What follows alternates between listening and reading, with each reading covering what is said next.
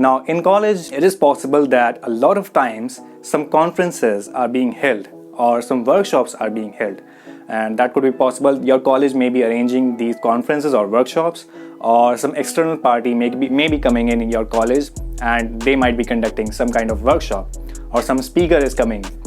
And you think that, yeah, this is just boring stuff, I'm not going to attend that. But I would recommend to please go and attend that. And this is a great opportunity to network with the speaker who is coming in. So what you can do, you can actually pay close attention to what he or she is saying, because everyone has something to share, everyone has some knowledge, everyone knows something that you might not know. So that can add value to your life, to your resume.